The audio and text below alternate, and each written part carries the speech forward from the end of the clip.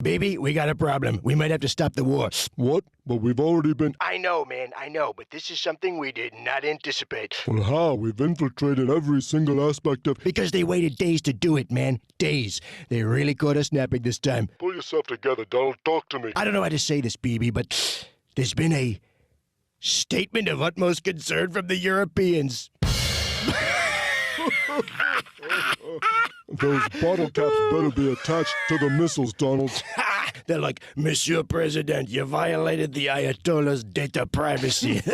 Your aircraft carriers are rated C- for energy efficiency. I'm screaming. Boy, we could go on for weeks like this. Oh, we will. Weeks and weeks and weeks and weeks and weeks and... Public regime. 2, 3, air. Somewhere in the bowels of a city that never sleeps Kevin McCullough, radio host with Salem Media, is a man also not sleeping. Syndicated radio talk show host Kevin McCullough. And that guy would like a word with you. Many of you know him as Nostradamus. Of course that Kevin show is going to be great. The only thing that could be greater, of course, would be that Donald show. But we don't have that, so we have that Kevin show. Featuring the music of Dick Tunney and the Dream in Color Orchestra. Straight ahead on this edition, Alan Mendenhall, the future of the SPLC, the most racist organization in America. Jennifer Galardi with Maha Pesticides in 2026. Soren Aldaco, AI, and the transitioning debate. Sketch comedy from Puppet Regime to Babylon Bee, sneak peek at film Pressure, and Alex Warren in the spotlight. And now, from Times Square, where the Southern Poverty Law Center fights hate by keeping it fully funded, here's the Kevin!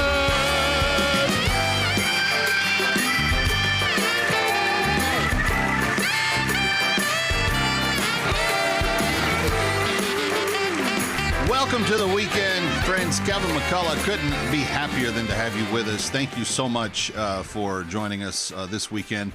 I don't know about you. I thought that this was a very interesting week on a lot of different levels. For one thing, we found out, as Mr. Pipes was just saying there, and we're going to find out more about it later in the show, and then we're going to make fun of it some more later in the show. And who knows, I might come back and make fun of it even more later than the show. I might make fun of it online. I might make fun of it for the ensuing future. Because one of the worst organizations in America, the Southern Poverty Law Center, has been called on the racist carpet that they stand on. And turns out they were actually paying racist groups. They're supposedly fighting against racism, and the whole time they're like dishing them money and keeping them going. I guess it's kind of like an arsonist that works for the fire department. Like, in order to keep getting jobs, they just keep setting fires. Kind of, I guess, is how they're seeing it. But one thing is very, very clear. They are they're about to all go to jail for it. So that's the good side. But they're a group that went far beyond. Like, they may have had like a half a second of decency when they first started. But when they started coming after people like me, a biracial father of a biracial family who has a black child as one of my sons, like, this is kind of starting to get goofy. Because if you hate black people, why would you adopt one and raise them as your own with giving them your name? It's kind of weird. What they actually did is they started hijacking the civil rights kind of ethos and attaching it to things that people in the civil rights movement didn't want at all.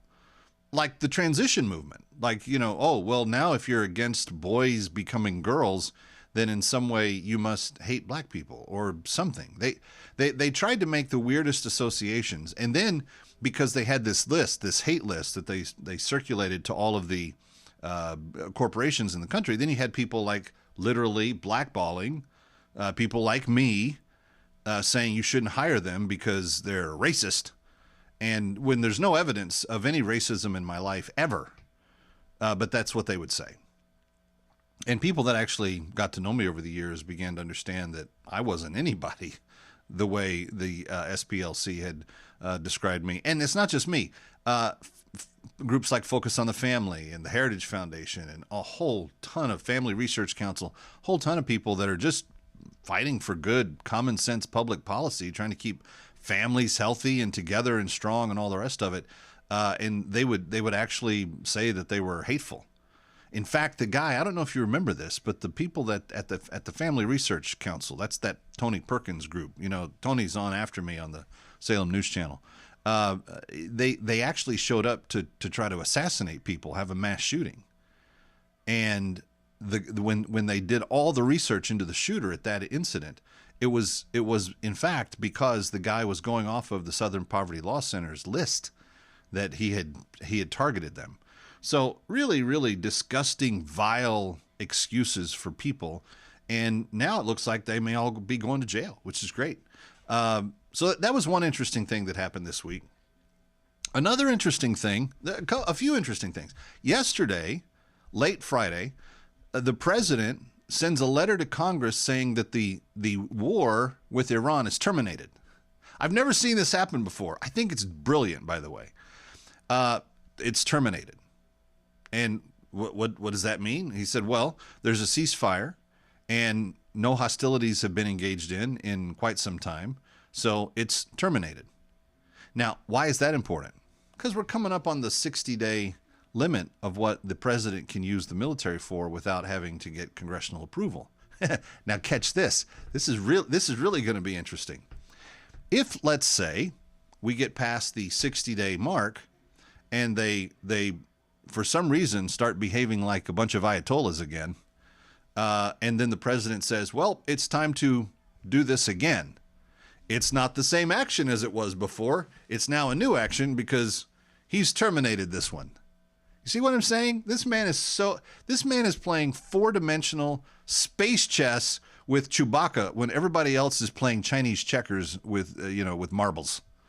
It's not even a fair fight when he gets going. And I absolutely love it. I love that we have the savviest, smartest fox in the hen house in our president. I think he's smarter than Putin. I think he's smarter than Xi. And I just love the fact that, and he's willing to play whatever role necessary to let the things happen. He's just going to get the job done. He's going to let you think whatever you want to think. He's not going to. Now, if you say something that directly, libels him or slanders him, he's going to make you pay for that. But he's just going to play it cool, and then he's just going to win. And that's the way we need to be conducting U.S. policy all the time. Last thing, and this also bothered me about the end of the week. You know that I think we've had it on this show. Jacqueline Toberoff of Human Events, and she's written a book, Supermoms Activated, and she's done a number of things. But one of the stories that she has traced on her Substack and in her writing over the last several years is this phenomenon of the Islamic Star suddenly appearing on American municipality flags, American city shields, American police department police cars, American state flags. So for instance, in Minnesota, they used to have the Minnesota flag. Now they just have a big blue flag with an enormous Islamic star on one side of it. It's the 8-point star, the Islamic star, enormous. And here's the thing. I think a lot of people in Minnesota don't like that. And where this came about, this putting this Islamic star on everything. Let me just ask you: Have you ever seen a Star of David on any of the state flags? Because I haven't. I haven't seen a Star of David on a state flag. I haven't seen the Satanic Star, the Star of Satan. I haven't seen that star on any state flags or municipality flags. There may be other stars that are out there that are religiously affiliated, but I haven't seen them be put on American adjacent flags, state flags, city flags, etc. I see the same 5-point star that is on the Lone Star state, Texas, has the same star that is made up on Old Glory, the Stars and Stripes. Those stars are the same star that the Lone Star is, and there are several other states that have, that style of star. But that's a star that's associated with our federal flag, with our federal history. I don't understand why we're putting the Islamic star on state flags. But a bunch of mayors, after they passed a law this week that said that these cities had to fly that flag, because a bunch of mayors said, no, we're not going to do that. A bunch of mayors said, well, heck we are. We'll pound sand. And they may go to jail for not flying the Islamic star in their state. Who could blame them? Anyway, we've got a huge show. Alex Warren is in the spotlight today. We've also got lots of sketch comedy. Kevin McCullough coming right back. Don't touch that dial.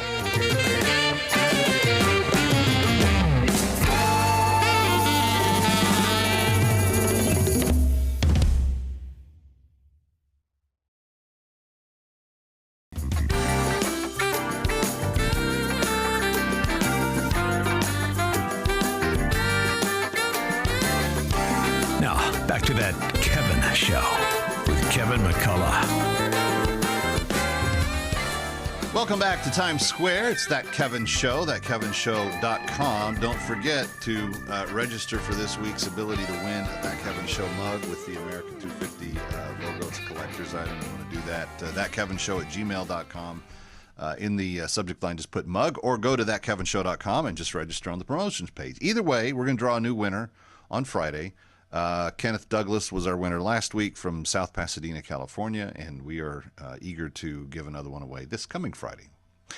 Last week, the Southern Poverty Law Center finally had what some of us who have been slandered by them in the past thought was a bit of justice sent their way. But sadly, a lot of companies are still rather intimidated by this group, and Heritage Foundation is actually trying to raise awareness about what can be done about it. Alan Mendenhall is the PhD research fellow for the Heritage Foundation with the Thomas Rowe Institute for Economic Policy Studies. And he's a senior advisor for the Free Enterprise Initiative, which has a lot to do with this. Alan, it's good to see you again. Thanks for coming back. Were you surprised at what we discovered about the SPLC last week? I'm not surprised at all. So, Kevin, you may not know this, but I live in Alabama. So my office is in D.C. I'm calling in here from D.C. But I live in Alabama, so I'm up in D.C. about every other week. But the Southern Poverty Law Center is right in my backyard in Montgomery. And interesting story, in 2015, at the 50th anniversary of the Selma to Montgomery March, I was working at the Alabama Supreme Court as a staff attorney for the Chief Justice. And so I walked down onto Dexter Avenue to watch these marchers, and it was very moving until the specific moment when it wasn't. I saw this man sitting in a lawn chair wearing this militaristic outfit with badges and insignia on it. I don't really know what to describe it other than probably KKK adjacent costume. And cameras were everywhere on this man, taking pictures. And I was standing next to this black lady, and she looked at me and she said something to the effect of, I know, this is no big deal. The Southern Poverty Law Center is just paying this guy to sit here to make Alabama look bad. And I thought, well, that's weird. It had never occurred to me. And I don't know whether that was true or not. I don't know whether that was the case. But it always stuck with me. And that's over a decade ago. And when I see allegations like the ones in this indictment, I think there probably was something to that. And so I'm not really surprised by this. But I'm actually surprised that it's taken so long. For people that are a little uninitiated, describe what the indictment actually accuses them of. Yeah, it accuses them. There are counts of wire fraud. There are counts of different fraud. There are counts of defrauding charitable organizations, lying to banks, those kinds of things. I sort of look at this as the potential beginnings of a RICO investigation. So right now, these charges are against the Southern Poverty Law Center, an entity, and not against any individuals. But it sure looks to me as like the beginnings of an investigation. And if it were RICO charges, these racketeering charges, then you'd see individuals going to jail. There is a very tight Alabama Attorney General's race going on. The primary is May 19th.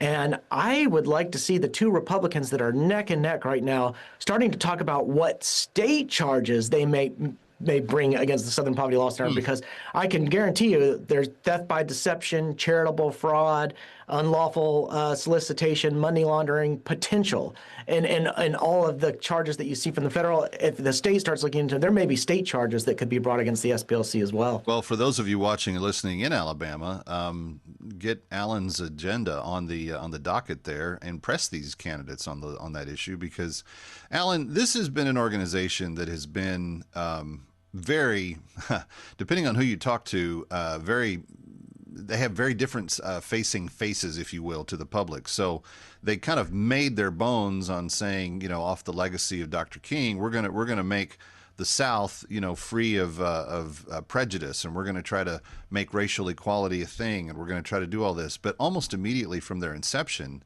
they began to go after people that were their ideological opposites, and they just became worse and worse over the years. I've been attacked by them. I know a number of people that have been attacked by them over the years. And then to find out that while they ridicule those of us that have actually spoken on behalf of common sense and justice, true justice for people of all races, that they are actually funding the very people that they're supposedly created to fight against, it was just a little like, it was a little surreal going, okay, this is kind of like Al Gore making up global warming so he could sell carbon tax credits. I mean, It's a self-perpetuating cycle of a problem that I guess they made a lot of money off of persisting with. Yeah, I mean, if your entire business model is predicated on the spread of hate, and there's not as much hate the way there used to be. I mean, there were some genuine hateful moments in American history that were really bad. But what the Southern Poverty Law Center is doing is cheapening those real experiences with a sort of manufactured hyper reality. So they are policing the very hate that they are creating, and that is very problematic. This would be like the glazier paying somebody to go break glass windows so that they could replace it, or the security system company hiring burglars to go break into places so that they have a business, or some like private fire department paying an arsonist to go light fires so they could put them out. But, you know, the fact of the matter is America has improved. We're a better people. We don't have this sort of systemic racism that maybe existed during the civil rights era. But the Southern Poverty Law Center, because its business model is predicated on that America, it has to create the impression that that America is still with us everywhere and that everybody is in danger of constant racial violence, which just simply is not the case. Well, and what makes it truly disingenuous and horrible is that you do have more slavery on planet Earth right now than we've ever had in human history. And instead of talking about Sudan and Southeast Asia and places where sex trafficking and human slaves and chattel slavery is practiced, we are making up boogeymen, dividing Americans, and saying that everything has to be looked at here in a different way, with everything from reparations to everything else. And I think part of the problem for these people with the Trump administration is that he just kind of puts everything on its ear. And so when you have, you know, the people that have served in his cabinet, when you see him welcoming African-American youth to the White House in ways that no other president ever has, and giving them tours and talking about their potential to be public policy impactors and so forth like that. I mean, it's just the old narratives, though they have taken a very long time to die, are dying hard. And even on the voter integrity legislation and so forth, the Save America Act, people are still trying to trot out this idea that black and brown people are somehow not smart enough to be able to get IDs when they have IDs for everything under the sun. And I just think these old tropes have long run their course, and now it's time to get down to the real business of fixing our nation. Speaking of which, the Free Enterprise Initiative that you guys are doing at Heritage actually helps companies that have been impacted by the SPLC kind of know the facts and kind of get free from that. How does it work? Yeah, so we filed 26 shareholder proposals this season, and some of those, not all of those, were related to the SPLC. We have withdrawn 13 because the companies either satisfied what we were looking for or agreed not to do what it was they were doing before. But some of these were using the Southern Poverty Law Center's diagnostic tools, including its hate map, Meta, Salesforce, and MasterCard, very quickly and immediately combed through all their policies, all their practices, and said, you know, we're going to make sure that we're not using the Southern Poverty Law Center. Stick around for more of That Kevin. Next, That Kevin Show with Kevin McCullough.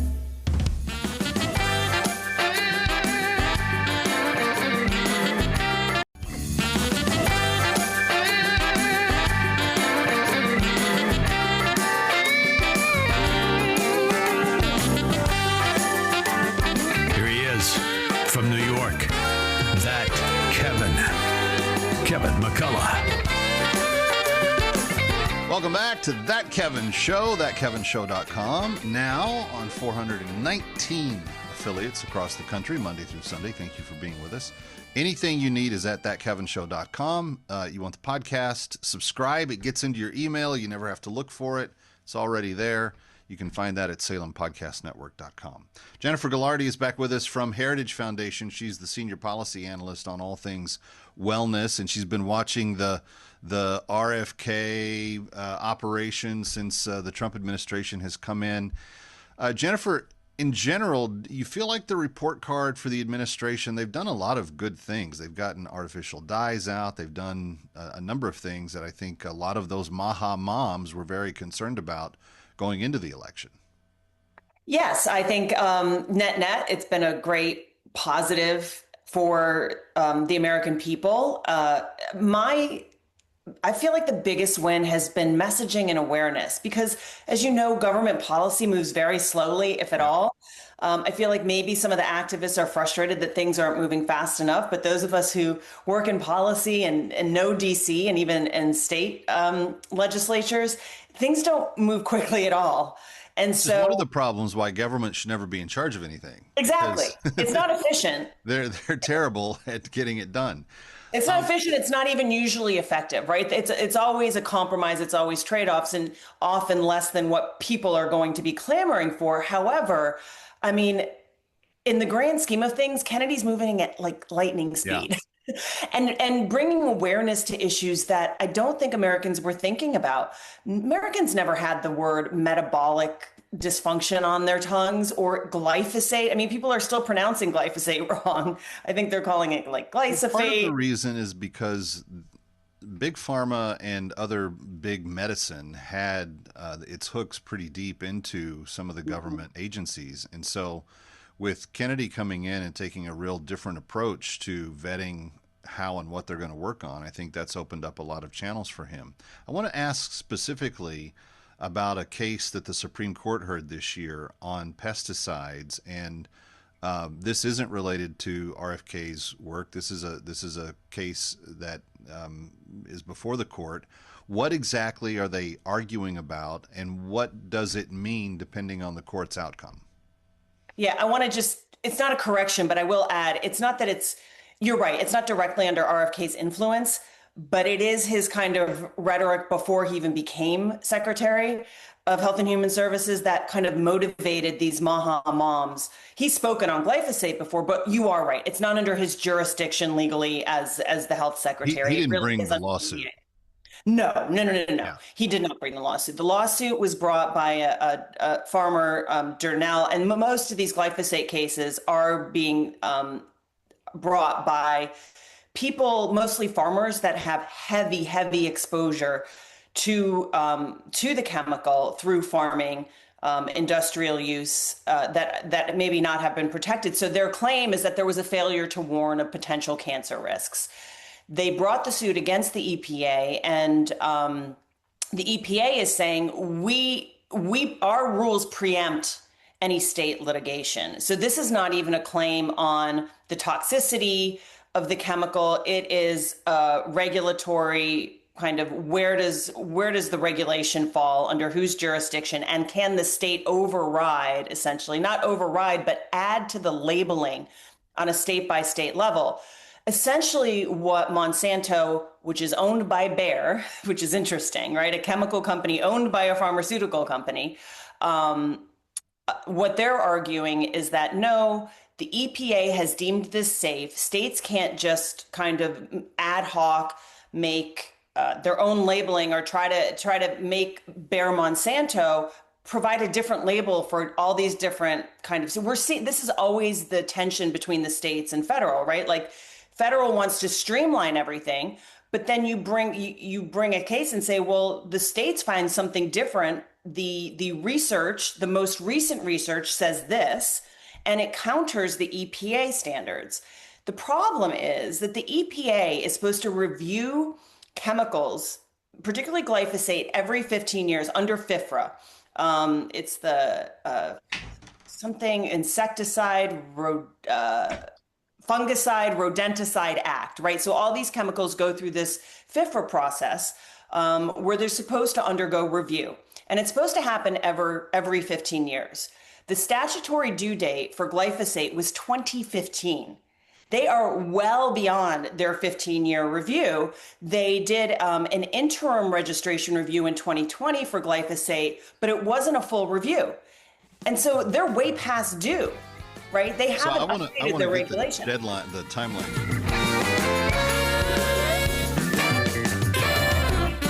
Stick around for more of That Kevin. Next, That Kevin Show with Kevin McCullough.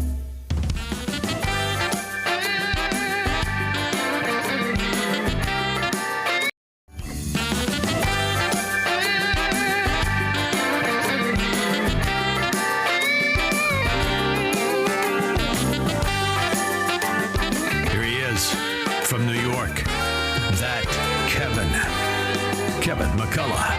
Correct. The moms that are wanting it to be successful, they actually want the substance of the review and the labels clearly marked and all the rest of that satisfied. And I don't think they're really super caring about like how often or whenever the bureaucracy decides to do reviews. I mean, they'd probably be happy if it was annually. Yes.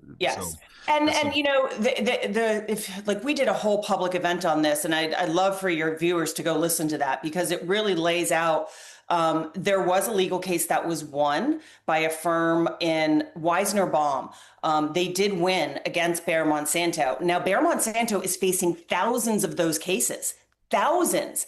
And if this Supreme Court ruling rules in favor of the EPA, those just go away essentially, or can be settled for a very small amount. And, you know, I don't think that's right either. I understand it's hard to be compliant with all these different labeling. I mean, we're seeing this in food too, right?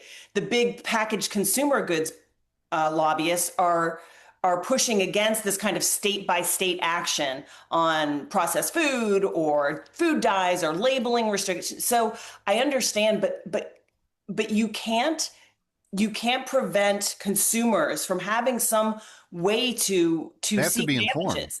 That's the thing. It's informed consent. And if they don't have proper information, up-to-date information, it's important to understand that like Monsanto bought the science for this. They essentially paid people. Well, and I want people to understand very easily, I don't really care about how hard the company claims it's going to be to comply state by state. It's a privilege.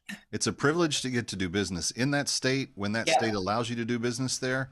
And you should say, thank you, sir. We're going to keep in compliance with what your concerns are and go from there. I just don't think that any entity has the right to just say, I can be omnipresent. If we believe in states' rights, if we believe that local government is best government, then we're going to have to acknowledge that we may have to, if you're a corporation, you may have to make some adjustments state to state. Yeah, and That's Heritage always will lean towards federalism as opposed to, you know, powerful. It's one of the reasons why we love you.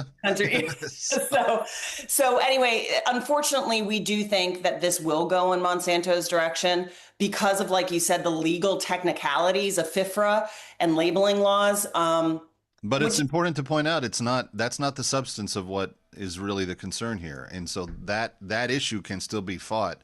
It can be, but it's going to be harder to convince to get EPA. Like we said, bureaucracy is so slow.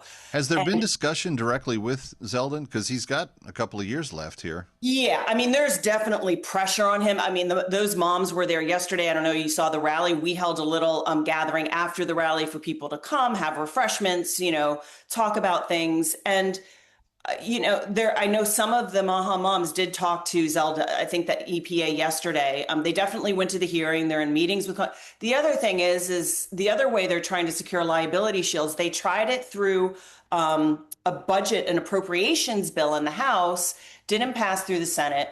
So that failed. And now they're trying to get them through the Farm Bill. So, I mean, they've got just armies of lawyers, as my colleague Jay Richards says. It's essentially like Maha moms against $1 billion German corporation, because they've got teams of lawyers to know how to work the system and to try to procure liability shields through every avenue possible, whether it's legal, congressional, bills, acts, you know what I mean? So now they're trying to get it through the Farm Bill. There's a lot of pushback.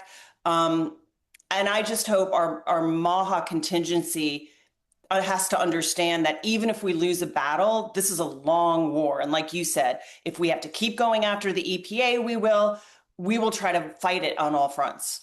So talk to me a little bit about what the message is for the elections if Monsanto wins here, because this doesn't seem to me to be the substance of this issue doesn't seem to be something that the Trump administration would naturally be on the side of. It seems like they would be standing with the Maha moms. Obviously, government lawyers have to defend government positions, even if a previous administration had started that. But it sounds like the current EPA could initiate a series of steps that might, enjoin the Maha concerns and help provide a remedy for the situation. Yeah, I would hope that they do that. I think they're listening. I mean, Lee Zeldin has shown up to several kind of Maha events. I know it's just messy. I don't know what else to say, is that it's messy. There are some tensions there. I would think they'll punish Republicans in November if Monsanto wins? The Maha voters? Yeah.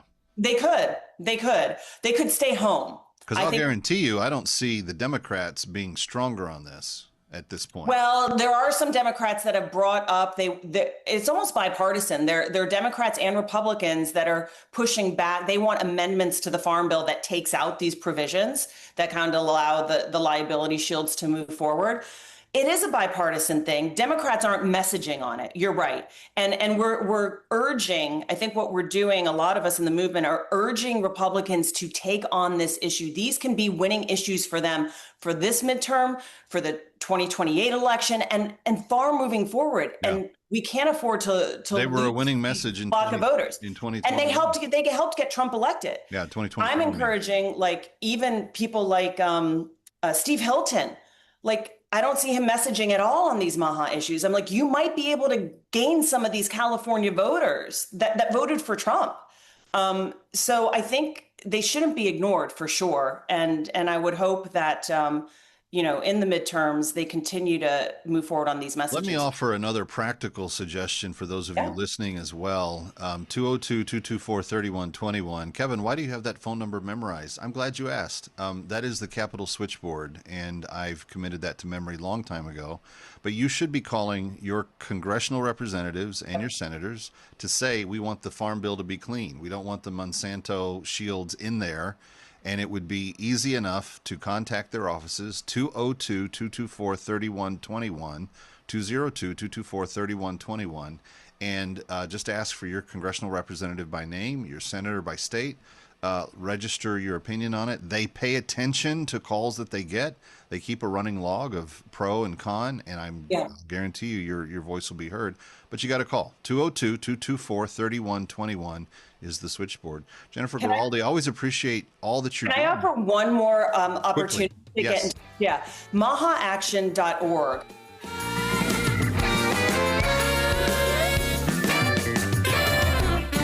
Stick around for more of That Kevin. Next, That Kevin Show with Kevin McCullough. All right, welcome back to That Kevin Show. That is Keanu Reeves. Making his return appearance to the New Music Spotlight, it's Alex Warren. We're going to see Bruno Mars, right? Probably. It's my hall pass. And if you look to your right, that's going to be... Yeah, nobody cares. No one cares. Keep this up, and I'll take you to the Church of Scientology next. How did you know? I was hoping for a sign. My heart was so close to closing time. Something about you hit me like a freight train to the chest door. The day we met, oh, my loneliness left the room the second that you. What?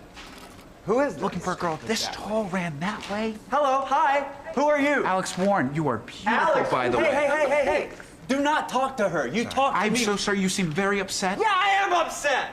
And I'll tell you why. Left the room the second that you walked in. Something like a fever dream. Haven't slept in weeks. I think I'm seeing things like a shadow dancing us out of our clothes. I'll be damned if you love me, damned if you don't.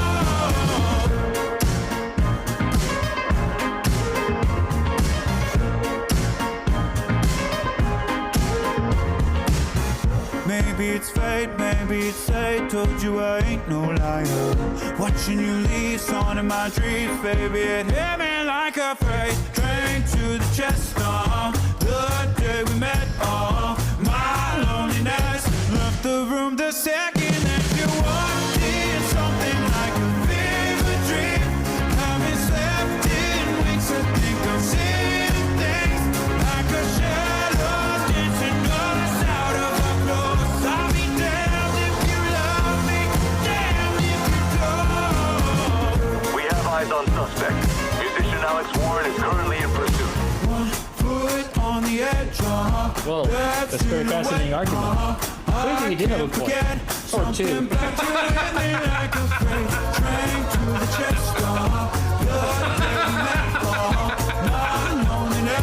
Left the room the second that you walked in. Something like a fever dream. Haven't slept in weeks. I think I'm seeing things like a shadow dancing us out of our clothes. I'll be damned if you love me, damned if you don't. Oh, if you don't.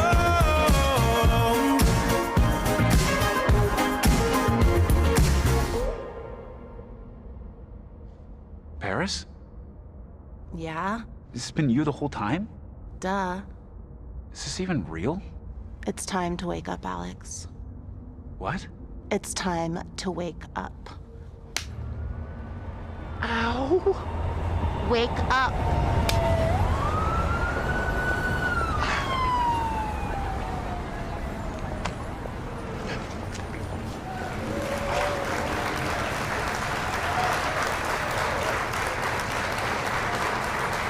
Something about you hit me like a freight train to the chest.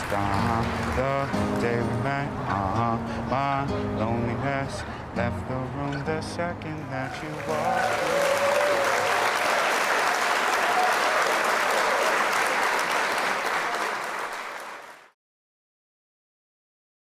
Hello, is this the Strait of Hormuz? Welcome to the helpline. Please note, our menu has changed. Give me an operator, please. Press 1 for Chinese. What? 2 for Farsi.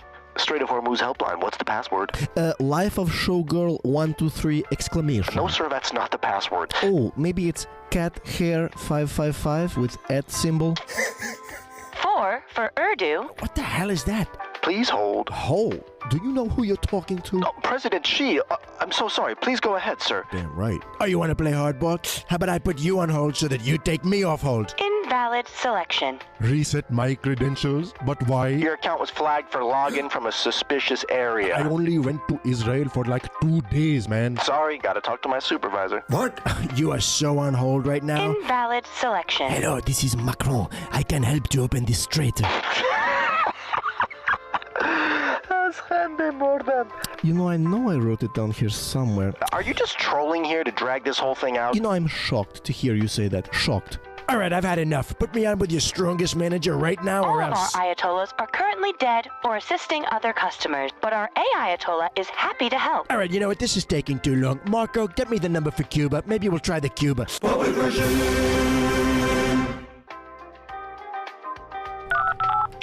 solid selection. 2, 3, Somewhere in the bowels of a city that never sleeps Kevin McCullough, radio host with Salem Media, is a man also not sleeping. Syndicated radio talk show host Kevin McCullough. And that guy would like a word with you. Many of you know him as Nostradamus. Of course that Kevin show is going to be great. The only thing that could be greater, of course, would be that Donald show. But we don't have that, so we have that Kevin show. Featuring the music of Dick Tunney and the Dream in Color Orchestra. Still to come, Soren Aldaco of the Independent Women's Forum tying together AI and transitioning. More sketch comedy from the puppet regime, the Babylon Bee, a sneak peek at the new film Pressure, and more Alex Warren in the new Music Spotlight.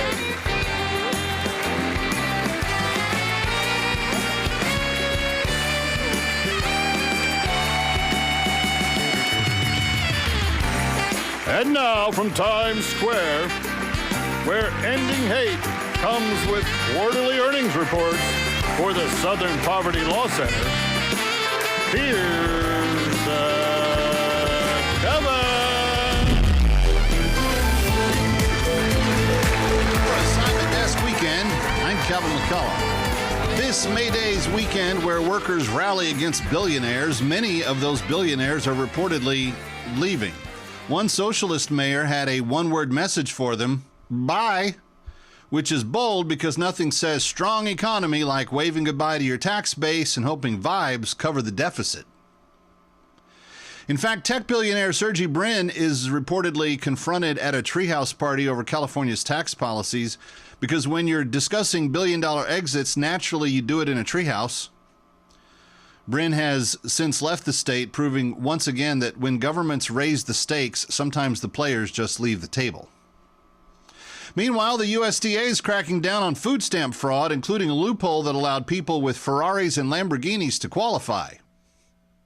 Yes, nothing says struggling family like parallel parking a supercar outside Whole Foods and paying with assistance. Officials say the loophole will close soon, just as soon as they finish verifying which color Lamborghini counts as low income. North Korea, never one to be left out, unveiled a new extreme battlefield doctrine, which analysts describe as aggressive, unpredictable, and heavily reliant on intimidation. So basically the geopolitical version of a middle school dodgeball captain.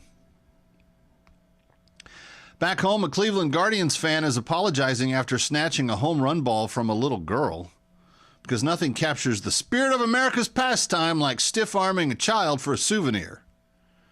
He's issued a public apology, which experts say is the equivalent in the adult world of my bad. In politics, a former mayoral candidate admitted to forging voter registration applications, raising eyebrows and lowering expectations simultaneously. Officials say they're investigating, though early reports suggest ballots may have been filled out by the same handwriting and possibly the same pen. On Capitol Hill, questions continue to swirl around a growing list of missing or deceased scientists tied to sensitive government work. Authorities insist there's no coordinated pattern, which historically is exactly what you say right before someone greenlights the docuseries. At the Supreme Court, Justice Samuel Alito is pushing back on race-based arguments in a high-stakes migrant protections case, reminding everyone that even in the most complex legal battles, someone eventually has to read the Constitution, maybe even out loud. And finally, in sports, the Knicks are celebrating a series-clinching win behind OG Anunoby's standout performance, earning praise from fans, analysts, and apparently Anne Hathaway. Because when New York wins, even Hollywood sends you a thank you note. For Assignment Desk Weekend, I'm Kevin McCullough.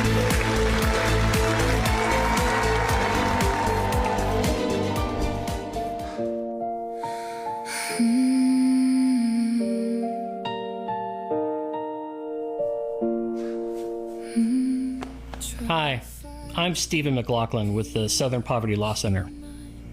Every day, hundreds of racists want to spread hate in their communities, but they are an increasingly marginalized group. Without funding, they are often unable to continue their important work, the work of being racist.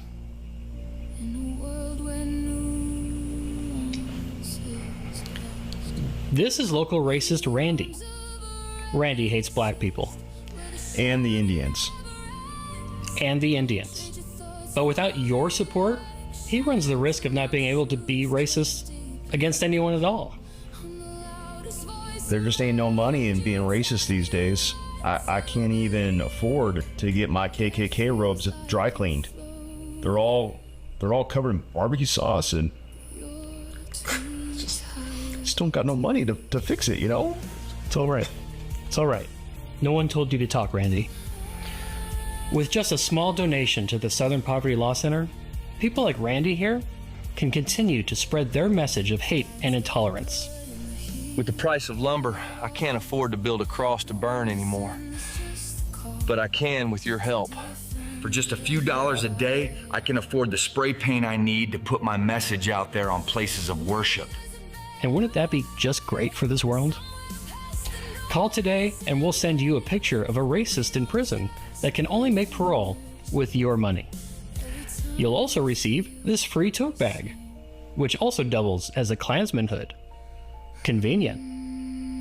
Remember, without the Southern Poverty Law Center, racism might disappear forever. And that would be bad for the Southern Poverty Law Center.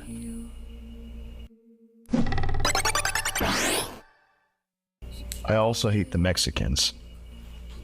Me too. Just want to put that in there. We all hate the Mexicans. The final decision on the timing of D-Day will be mine, and mine alone. Call General Eisenhower. Tiger was a training op, dress rehearsal for D-Day. They walked right into it. One mistake. Just that one mistake. Ike, you have to stop doing this to yourself. What's done is done.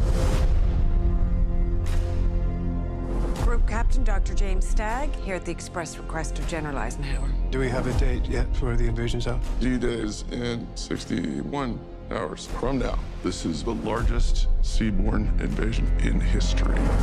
Fate of the war, thousands of lives hinge on this.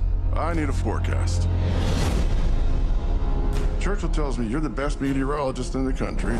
Get me the latest readings from every single base within 2,000 miles of Normandy. The invasion's confirmed for Monday. Monday. Oh, they won't like this. We are faced with a succession of 2 aggressive storms. Are you absolutely certain? D-Day will be calm and sunny. I couldn't disagree with that more.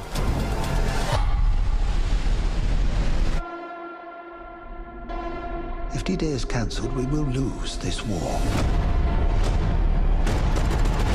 The final decision on the timing of D-Day will be mine, and mine alone. If you invade tomorrow, they're going to be washed away. 300,000 men with families that they may never see again. Why should I trust you? We must face the facts! The facts, however frightening they may be! If we delay, The enemy will be ready and waiting. They'll slaughter every single last one of us.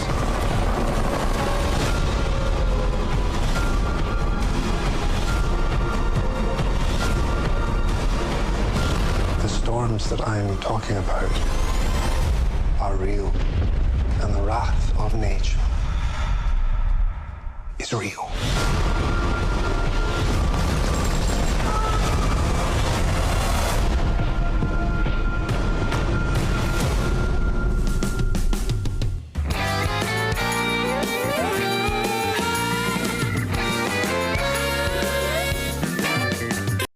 Ready or not, we'll be right back.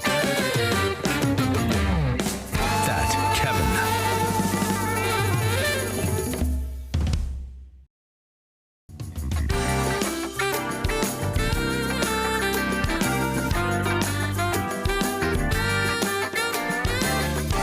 Now, back to That Kevin Show with Kevin McCullough. So glad to have you with us. It's That Kevin Show, thatkevinshow.com. And you know that on a weekly basis, I love to check in with the Independent Women's Forum and all of their ambassadors and spokespeople and strategists, because they're always at work on something that's impacting the lives of not just women, but really common sense Americans across the board. And Soren Aldaco has been with us before. She's an ambassador for IWF. She's also a detransitioner and someone that is also very much following and studying and researching the area of social media and digital addiction and digital disembodiment and some things that you've probably never even heard of. Soren, it's great to have you. Thank you for being back with us. Thanks for having me, Kevin.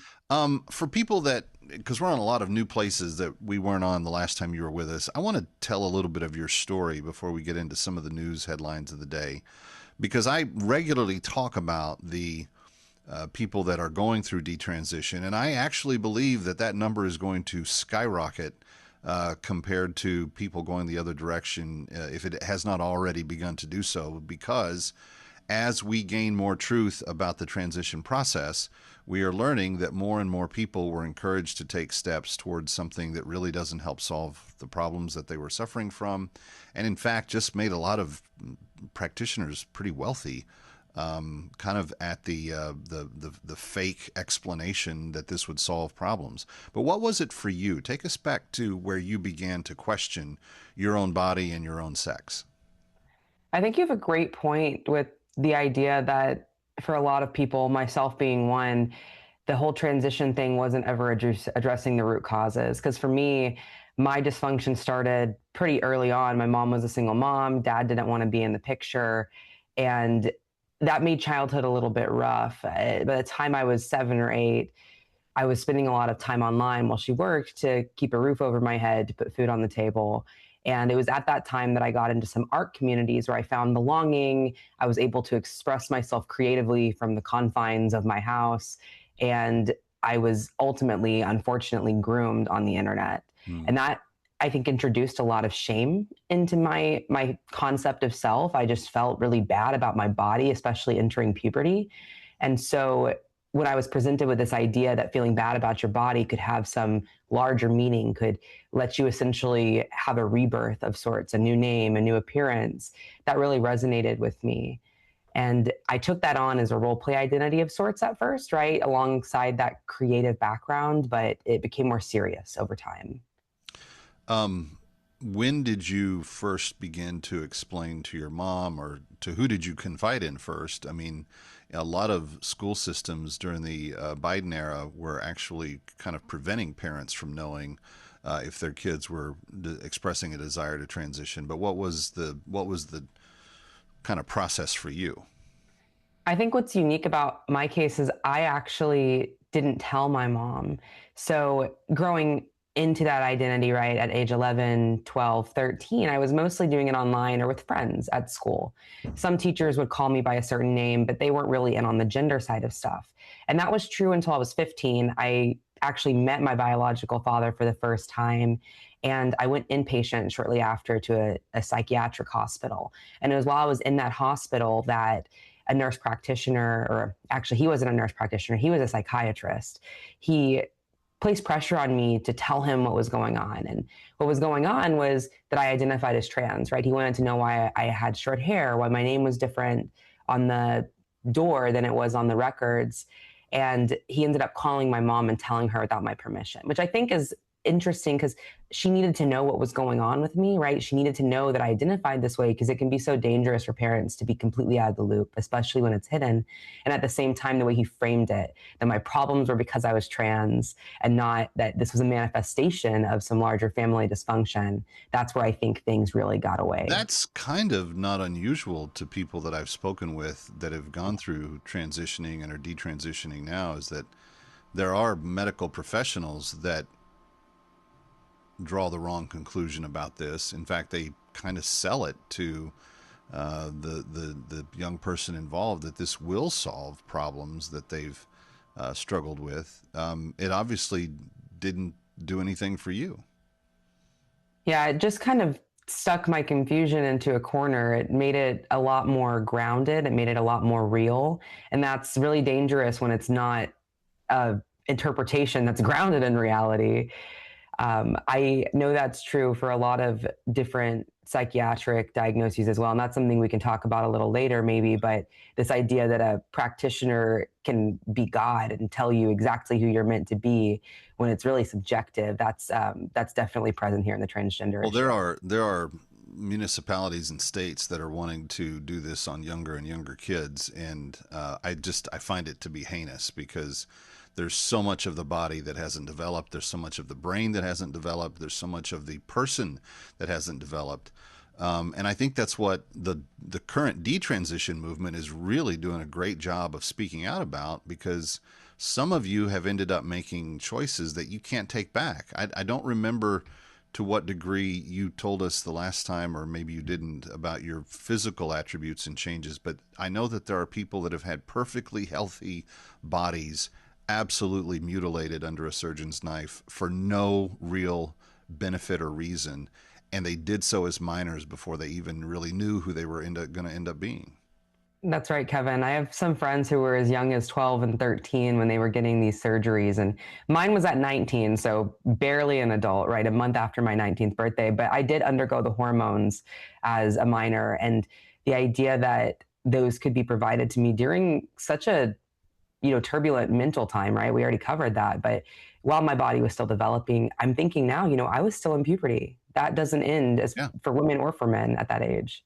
Well, for women can still be developing fully into their mid-20s. So it's like God created this ideal body for the multiplication of human being and life. And it seems like the people that push this are just really not wanting to pay attention to that at all. Talk to me about how old you were when you decided that you didn't want it anymore and you said, I want to detransition. What was the process where the light began to dawn? So to recap briefly, 11 when I took on the identity, 17 when I took the hormones, 19 when I had the surgery. About 6 months after I had the surgery, in December 2021, January 2022, I decided to go off the hormones because I was experiencing all sorts of complications. I was needing to go see a gynecologist who was trying to sell me on a hysterectomy. And I thought, okay, maybe the fact that I'm on over 10 different medications, that I'm not really feeling any better about myself, maybe that's because transition was never the solution to begin with. And so I went off of the hormones, and the rest is history.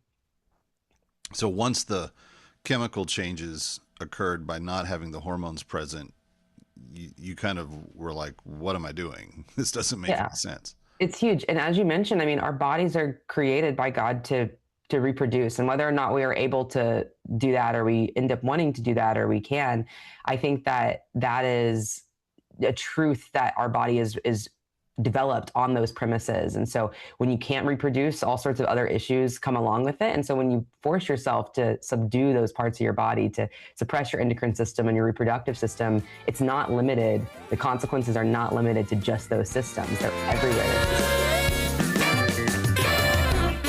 Stick around for more of That Kevin. Next, That Kevin Show with Kevin McCullough.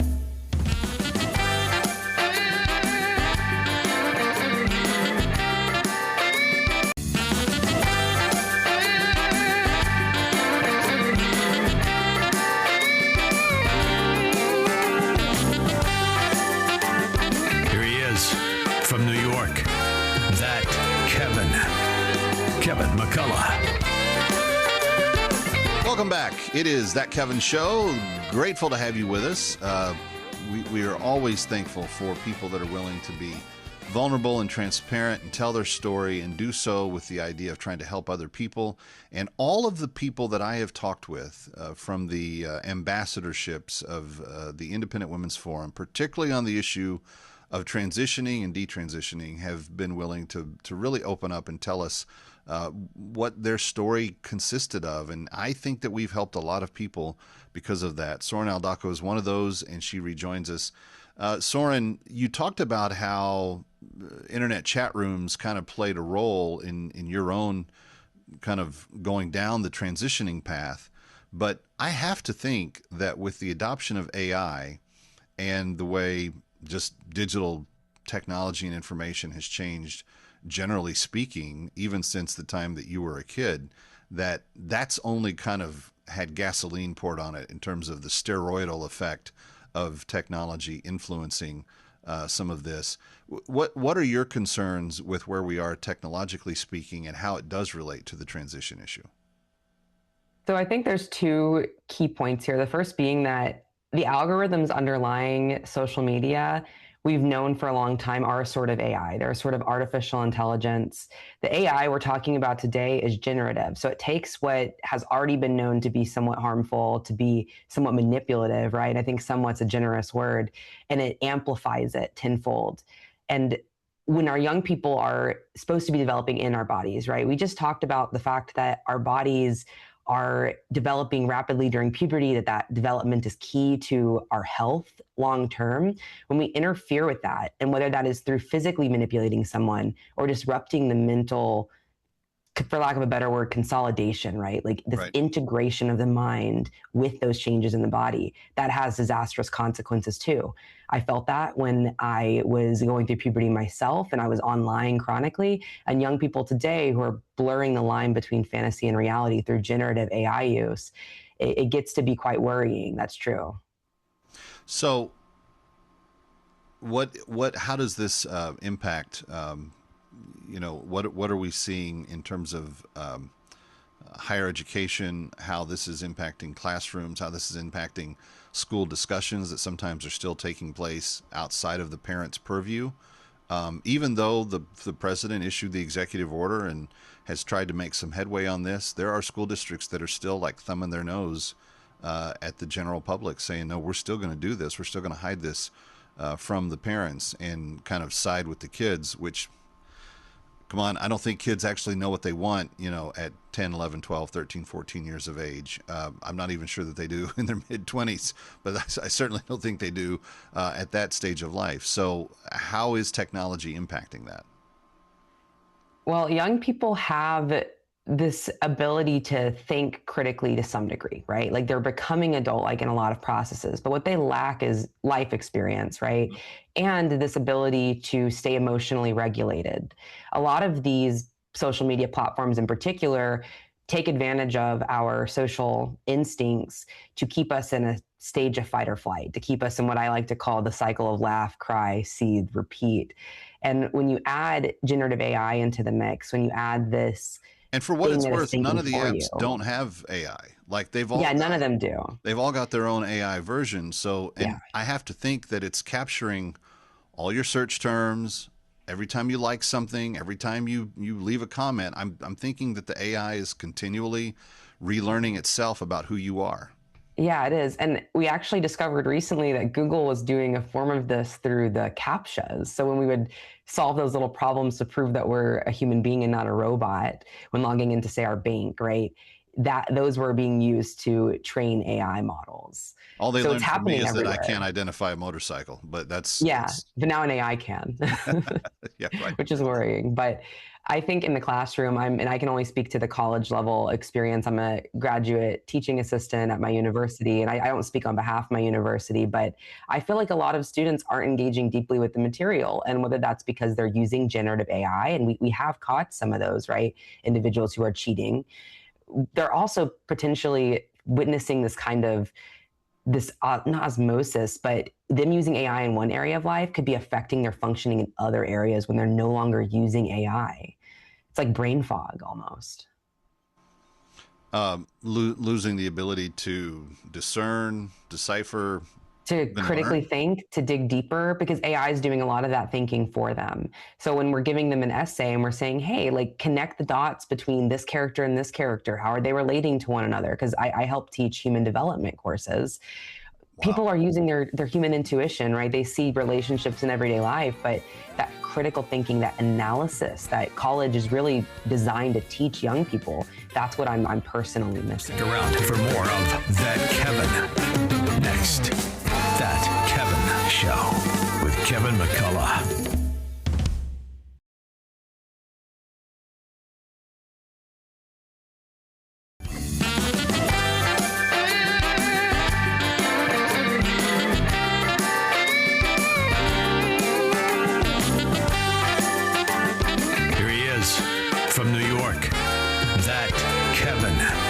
see the hunger, when you see the need, thousands of people, you go out on the field and they have a smile for you, even if they haven't eaten for 1 or 2 days. It just makes us real sad. The more we do, the more we see the need. The more places we go, the more we find people starving. The more we see children, because grown-ups can find something. The people here, thank goodness, in Honduras, we eat the grass. We eat whatever, whatever grows, we eat. People are eating the leaves from the trees. We have a lemongrass. They make tea with that, without sugar, without nothing, A pet in the States lives much better than people in the rural area in Honduras. And now not only in the rural area, but in the city because of the lack of work. That is something that, friends, we're trying to help stem the flood of need, because it's so great. Honduras, one of the poorest countries in our hemisphere, and certainly one of the poorer countries on planet Earth. And Linda, who is a worker with Food for the Poor, they're kind of telling the story. And Paul, it's all of us understanding what Linda's talking about, that these rural areas, even the city, there's not resources. Here in the U.S., we have Medicaid and Medicare, and we have feeding programs, and we have all the things that and you don't even realize it. And people talk about the government shutdown, and then you're realizing how many feeding programs that we have that, won't get funded, but we have them. That's the point. We have them. And in places like Haiti, in places like Honduras, they don't exist. The governments they don't have a big tax base to be able to set up a social welfare program. So who's left to help? Well, it happens to be the Christians. It happens to be Food for the Poor. It happens to be this trusted friend that has been there for 43 years. And friends, when we come together, when we say, okay, we're not going to let these 700 children starve this year, we make a difference in a big, big way. When we fly into places like San Pedro Sula, Honduras, or Guatemala City in Guatemala, you fly in the evening especially, and you see the lights of the city center, and you see the lights of the airport, and it stretches out a few miles. But then there's a point where darkness begins. And it doesn't mean that there's nothing out there. It just means that is where Food for the Poor works, because they are so far removed in these communities. There is no power structure, no city center, but the light of Christ still shines through the pastors and local ministry partners, even though there is the undercover of darkness when you fly into the city. And it's partners like Linda and the ministry workers that work in places in Honduras that really shine the light on these communities where there is no resources, there is no water in terms of a municipal water source, and there's certainly long walks, not drives, but walks for many of these families to get food. And that's why Brian from Sanger, Texas, who gave a gift of $300, is so vitally important. And I love what Brian wrote. I love his heart. He said, this is as a tangible expression of Jesus's love. And see, that's why we put so much emphasis on making sure that you understand when a gift like this comes in from Brian, that it's through the local church. It's ministry partners, trusted partners in the 15 countries where Food for the Poor serves, that gets the work done, where those lights go out. But there's a light of Christ still shining brightly in these communities. So we're asking you right now, yes, you provide food, safe water for families with your generous gift, just like Brian from Sanger did. But I'm asking you right now, just take a moment. Would you empower a pastor, a ministry partner to Food for the Poor? Would you say to that pastor, here are 8 more children, here are 4 more children, here are 10 more children that you can pursue with food and safe water? It's really incredible, friends. And let me just tell you, we've got some incredible news.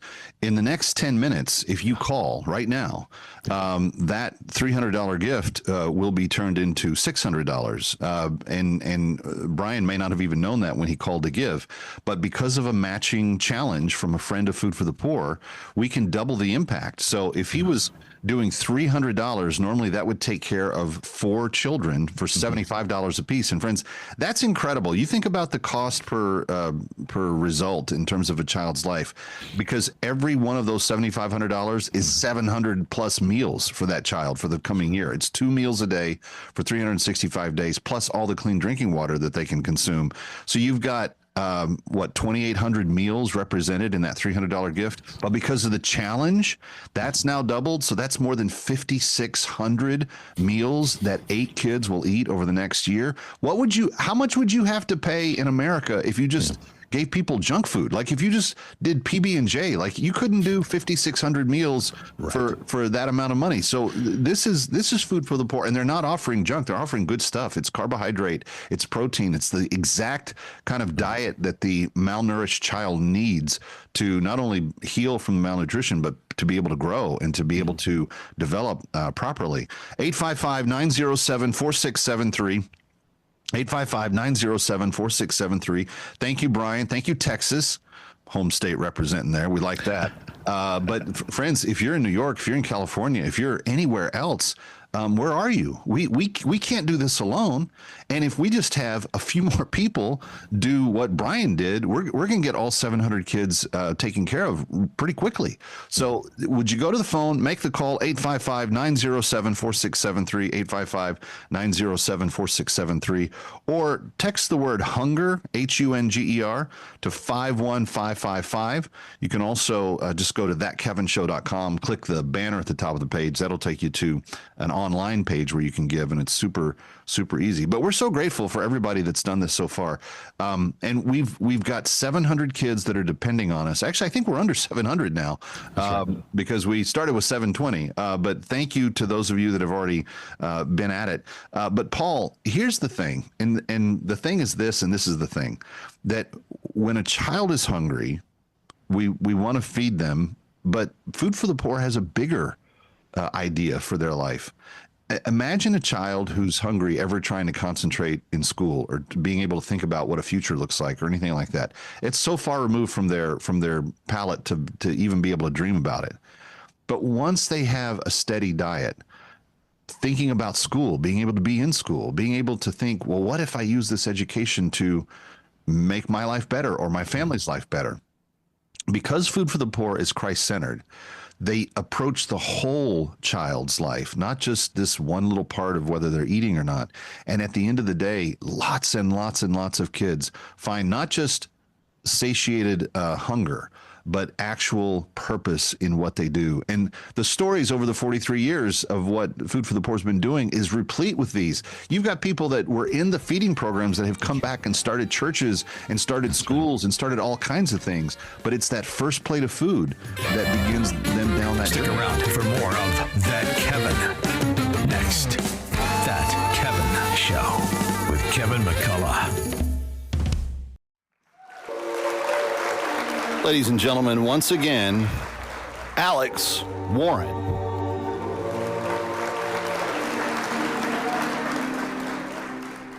Hear the clock ticking on the wall, losing sleep, losing track of the tears I cry. Every drop is a waterfall, every breath is a break in the real tide.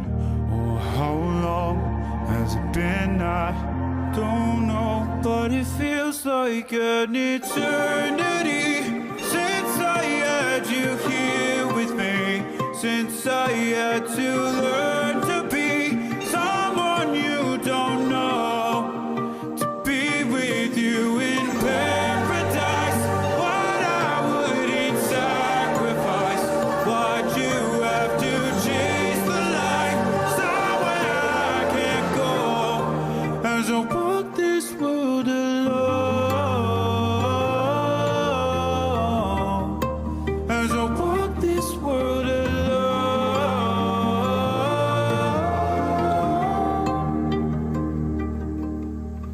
Another glimpse at what could have been, another dream, another way that it never was. Falling back in the wilderness, waking up, rubbing salt in the cut.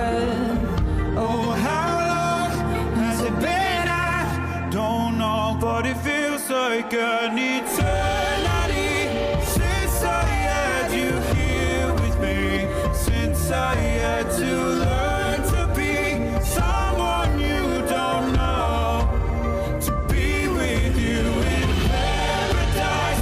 What I wouldn't sacrifice, what you have to chase the light, someone